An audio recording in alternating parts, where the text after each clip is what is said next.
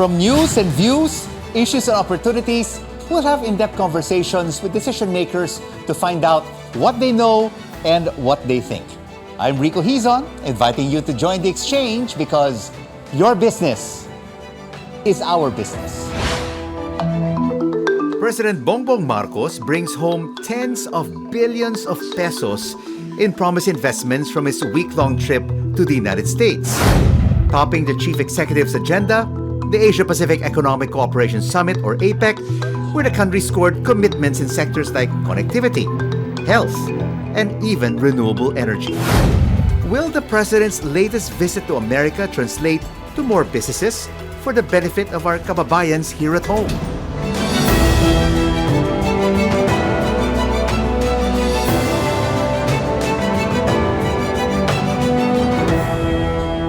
President Marcos Jr.'s latest trip marks his third visit to America. What benefits can Filipinos expect this time around? Let's now have an exchange with Trade Undersecretary Kim Bernardo-Lokin. Yusek Kim, great to have you with us. How effective are these overseas trips of the president in terms of courting investments? Okay, thank you very much, Rico.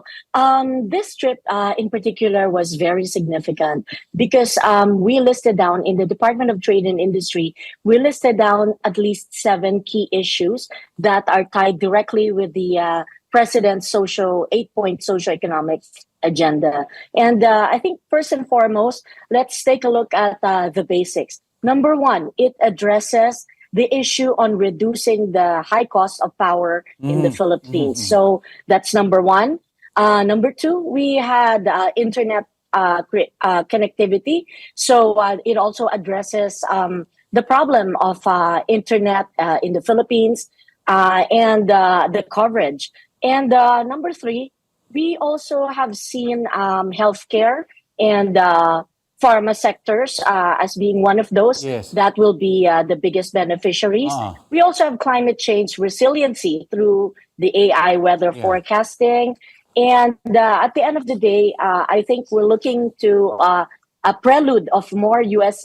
investments. And number 7, we have a manufacturing facility that will open up here. So to sum it up, those are the 7 key issues. Indeed, a lot of investment pledges to the tune of about $672 million US dollars. But these are just pledges. How long will it take before we realize these pledges to become foreign direct investments and will create jobs for our kababayans, Yusek?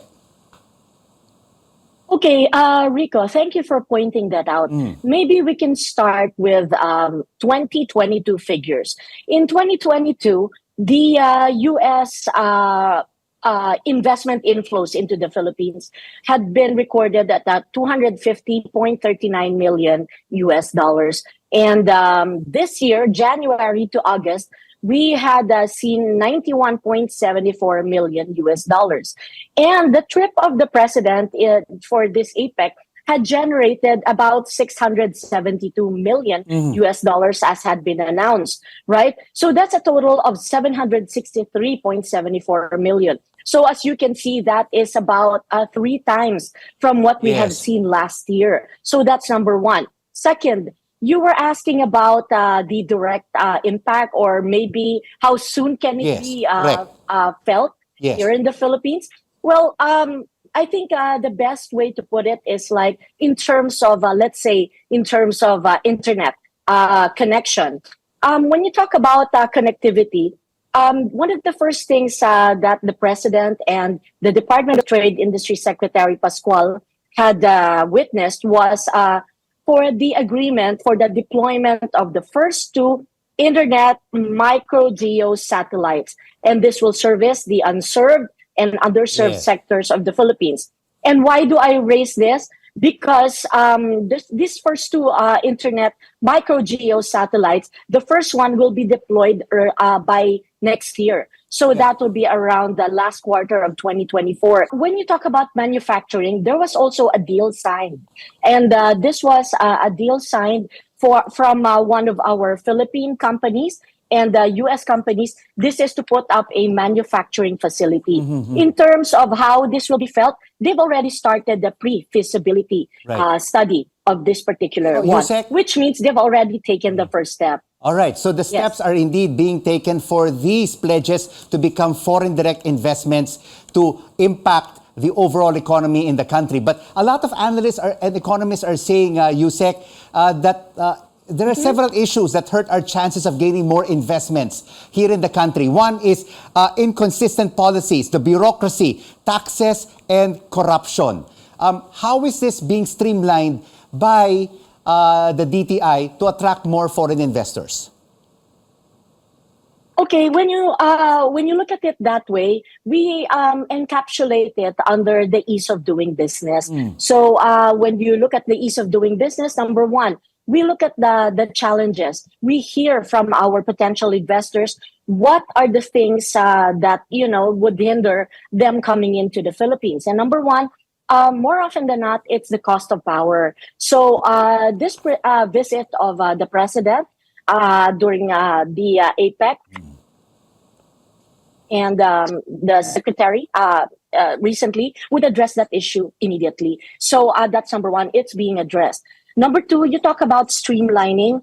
That would also address the issue of corruption. Because when you streamline the ways, the steps of doing business here in the Philippines, then you are able to eliminate extra necessary steps or gray areas that might lead to corruption. So for the Department of Trade and Industry, we also had put up the green lane. So this is based on the order of the Executive Order 18, that is the setting up of the green lanes, which for strategic investments. And what this means, Rico, basically is that we will handhold our foreign direct investors so that they are able to, from the first step up to the last step, until they open their facility or their business, we will be there to handle them. We can intervene for them all the way down to the local government units. And that is the ease of doing business according to the EO 18 as implemented by the Department of Trade. So hopefully, Rico, those are some of the things, interventions that the DTI is doing. Positive initiatives to attract more foreign investors into the country. Thank you so much for this American Investment Exchange, Trade Undersecretary Kim Bernardo-Lokin. And now here are the week's top business stories. The European Commission will extend the duty-free access for local products for 4 years under the Generalized Scheme of Preferences, or GSP+. Central bank figures show the country posted a balance of payment surplus of $1.5 billion in October. This is more than double last year's level.